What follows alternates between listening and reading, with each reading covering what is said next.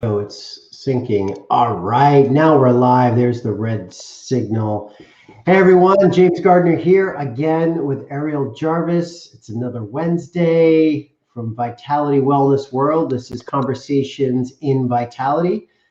Ariel and I getting together to discuss all things health, wellness, vitality, what we do as a company, what we stand for as an organization, with the common denominator of providing you with some insights, some education, holding space for you and your questions to provide you perhaps a more efficient and better roadmap for on your health and wellness journey.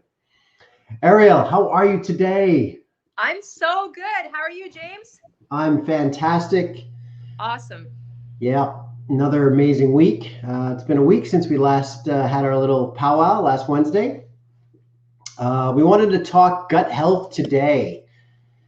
And I know when almost all of your, I won't speak for you, but most of your patients that come in, people that come in to see you for a variety of things, it seems that one of the first stops on the road to restorative health is, of course, gut health.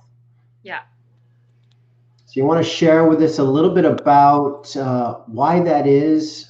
We can geek out on some microbiome, some gut health, and all things. I know. Let's go. Yes. This is my favorite part, you guys. This is what I specialize in is gut health. So, how many of you, when you were younger, you learned how to ride a bike, right? What did they put on your head? A helmet. Why? To protect your head. Why? Did you know that there are so many neurons in your head? Well, we're always focused on protecting our head. But did you know that there are more neurons in your gut than in your head? There's more neurotransmitters. Most of your serotonin gets produced in the gut, and your own microbiome in your gut has a central nervous system, which controls your depression, anxiety, and a lot of your um, different motor conditions. So, what people need to focus on is what they put in the body, because everything that you put in the body is going to react with the microbiome, and it's either going to send toxicity or positive nutrient value up the vagus nerve to nourish the brain. So, what you eat does affect the brain, which affects the rest of the body. So, the microbiome is extremely important because it needs to be fed daily. It needs to be fed plants, fiber, and fermentation. If you do not have those three in your diet every single day, you're not feeding the correct microbiome, which means a bad microbiome is going to start to thrive. That's your candida, your viruses, your fungus candida, your mold, bad pathogens, and even parasites. So it's very, very important. pH plays a huge role. What you drink plays a huge role. Mm. So some of the fundamentals of healthy gut health, I'm going to give you the quick little nuggets here, is you need to hydrate. You need to drink a lot of water to reduce the acid load in the intestinal system. This is going to keep the bad pathogens away. The second thing is you need to make sure you're getting your plants, your fiber, your fermentation to keep an alkaline, healthy fed prebiotic for probiotic value. The other thing you need to think about is transit time. You need to make sure that you identify what your transit time is. So from mouth to anus, you need to identify what that is. If you have a slow transit time, you are having rot, which is going to feed the bad microbiome, producing gas and waste, which is sewage. When the colon can only expand so much, the average human, if they don't have a flat stomach and they start to get bloated and bloated and bloated, if you leave Mhm. that for too long untreated, what can happen is you can hold a lot of waste. Now, yes, the colon can expand quite well, but it can only expand so far. So eventually, you do start to um, deteriorate the endothelial cells that line the intestinal wall, and they start to break down. The average person, when they're born, when they go into their adolescent life, they have enough endothelial cells to line 6 football fields in their body. But what happens is by the age of 25, they've destroyed their guts so much with what they're eating and drinking that they only have 1 football field left. By the age of 25, that's crazy. 25. You've done so much damage. So, of course, people need to be mindful. Like, what you put in the body really affects those endothelial cells. So, how do you do this? The other thing is you need to make sure that you're constantly repopulating. Play around with your probiotics. Don't stick to the same one, and be consistent. But remember, just like a goldfish, you have to feed it. You don't just go get a goldfish and then never feed it. So how do you feed your probiotics with prebiotics, which is, once again, you guys are going to all remember this: plants, fiber, fermentation. And you need to water it. Okay? So some of the things that you really want to stay away from that destroy those endothelial cells that line the intestinal wall is alcohol. Yes, alcohol, there's nothing good in it for you except for a good time sometimes.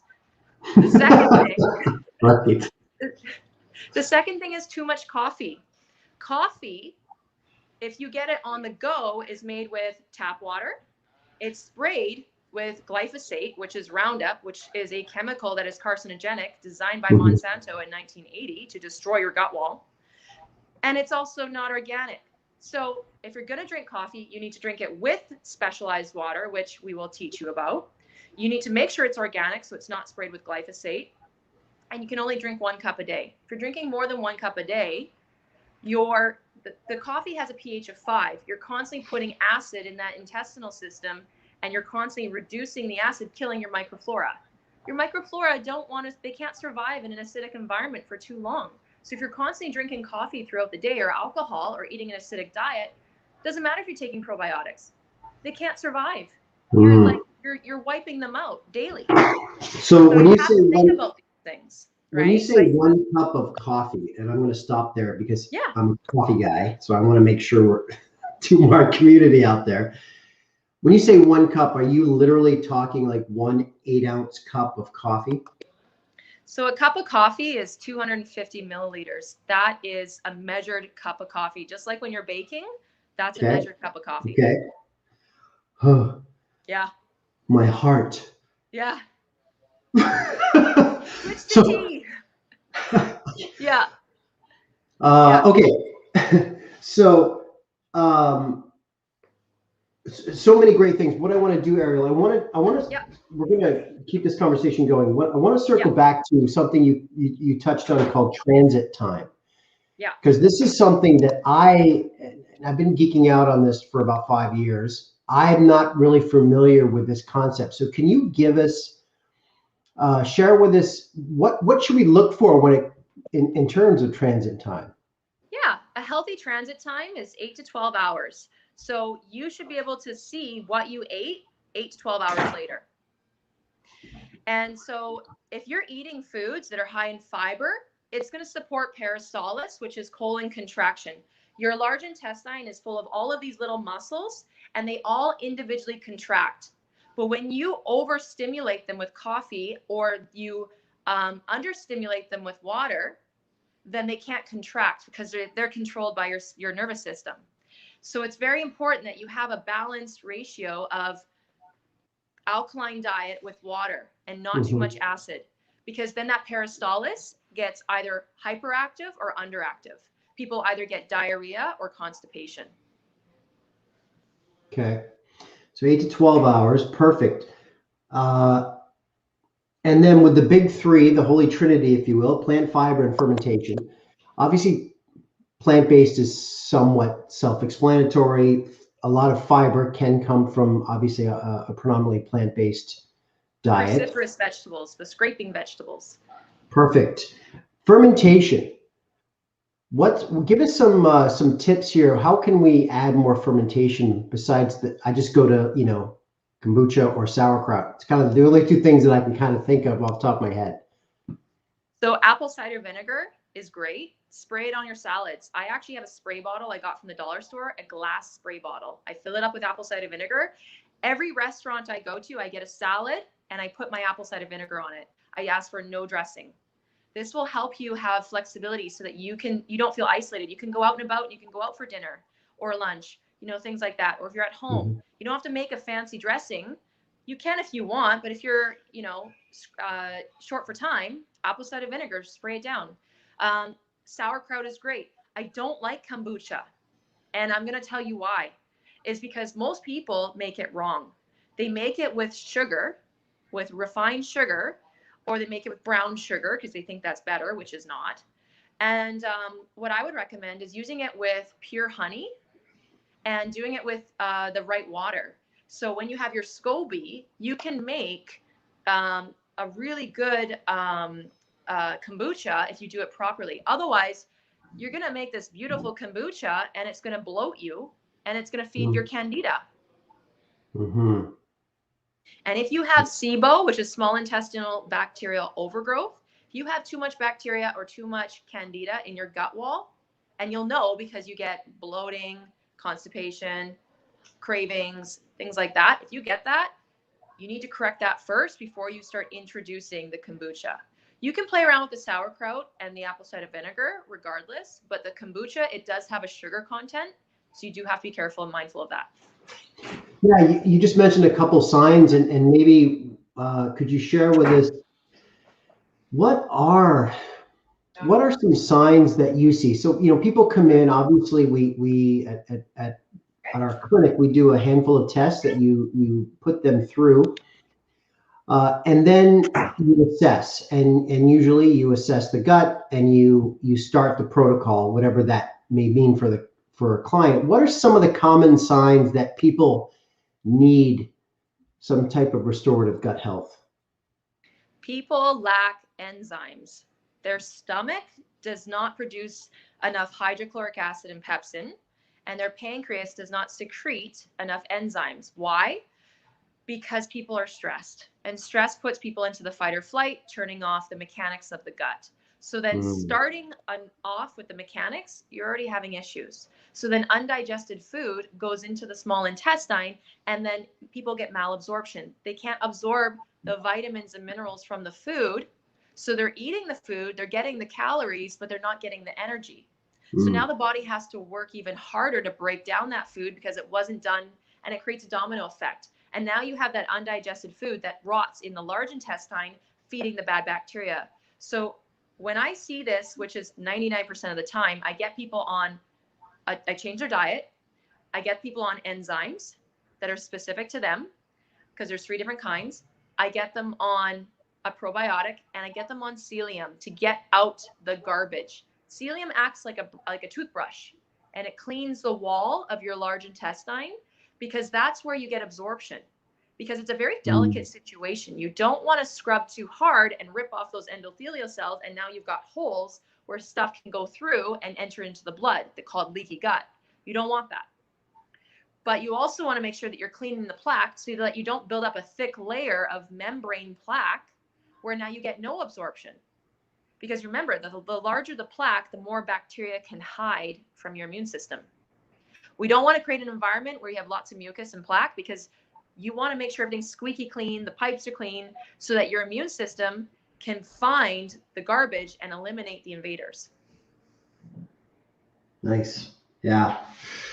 I know we hear the term leaky gut a lot, or I do. I've heard a lot with clients and health practitioners in this field. Yeah. So you said again, it basically leaks into the bloodstream? Is that what you said? Correct. So you have your large intestine. What happens is those endothelial cells, eventually they do get destroyed by things like toxins, pH levels, a lot of acidic things that go into your body, and herbicides and pesticides, things like that, medications, anything that's highly acidic. It rips those little endothelial cells off, and then it leaves a tiny little porous hole. It's a tiny, tiny hole. And if you have that all along your large intestine, when particles, food particles or poop particles, they can exit. Well, so can unicellular bacteria and parasites and invaders. They can exit too. Sure. And they can actually enter into the bloodstream. And this sends an autoimmune response. And eventually, if you keep doing that, people get an autoimmune condition. And so autoimmune conditions are correlated with leaky gut. And people don't realize, but if you have a healthy gut, that's where your immune system and hormonal system actually is mostly produced, is in the gut, is in the intestinal system, if it's healthy. If it becomes disturbed, your immune system becomes compromised and your hormones become imbalanced. And then the rest of the body goes through a cascade effect. So people need to realize as well is there's the big C word called cancer. And what people don't realize is if you have an unhealthy gut, that's where cancer starts. Cancer starts in the gut. Your body fights off cancer cells up to 10 times per year per healthy person. And the way it spreads throughout the body, let me repeat that. Yeah. The average healthy person fights off cancer cells 10 times a year in the gut wall. And so that's the ratio you're dealing with. You're dealing with a battle all the time, but your immune system, it never stops. It works 24 hours a day. So the way it actually spreads into the rest of the body is through the leaky gut. You've got to keep that seal. Got to keep it closed. If it becomes tampered with, you're putting yourself at risk for possible cancer cells to exit, entering into the bloodstream, and then they find a home. As soon as they find a home and they implant themselves, if your immune system doesn't catch it properly, it's called a system. It's called apoptosis, which is cell suicide with a P55 gene. If you don't go through that cell cycle, then the cancer can actually grow, and your cancer can turn into malignant or benign. Gotcha. Wow. That's how we get cancer. So, leaky gut. What if we could leave some of our audience with maybe a few next steps? Obviously, not. You have to be assessed for a leaky gut. However, I do know with a lot of what we do, there are certain herbs, there are certain things that you prescribe in terms of combating that. What would be some go-tos to minimize a leaky gut syndrome? Yes. So condition? if you can't afford supplements and you can only treat it with food, get green cabbage, bone broth, and make your own collagen. Or if you want to do it supplements, get Bacillus coagulans, which is a plant-based probiotic, and pair it up with aloe vera juice and pair it up with glutamine. And if you can get your hands on glutathione, it's amazing for leaky gut in terms of cancer. That's what I would suggest. And change your water, because you need to take these nutrients in with water through osmosis into the mitochondria of the cell to repair. If you're doing it with tap water, it's an uphill battle. Wow. Awesome. Okay, Ariel, this is amazing. I'm going to get that information from you. We're going to put this in the show notes so that way we can have some of Ariel's tips and tricks for minimizing leaky gut, some go-tos, supplement, non-supplement, which I thought was amazing. Thank you for that. There's so much to talk about with gut health. I feel like we could have 3-4 weeks on this alone. Anyway, gang, we're going to wrap this up for this Wednesday's conversation.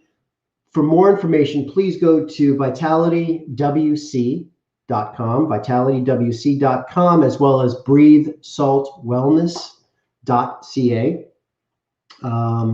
For more information on what we do under our Vitality Wellness World umbrella, to also get more information on the services that Ariel provides, the program development, just the increasing in units of vitality and happiness in one's life. That's what we're all about, one cell at a time. And as you have said many times, Ariel, you have helped restore, what is it, over 500 people now? We have 500 recoveries now. We are so honored. We have 500. So cool. From all different walks of life, elements of life. Yeah, it's amazing. So, beautiful. Ariel, thank you for what you do. Thank you for taking time coming to me from your fitness time. Thank you very much. I appreciate that. From one fitness person to another. All right. Thank you, everybody, for tuning in. Stay tuned. We'll see you next Wednesday, and we'll have another discussion to optimize your health and well-being. Awesome. Ciao. Take care, everybody. Bye-bye. If I could, here we go. Yeah. Ciao.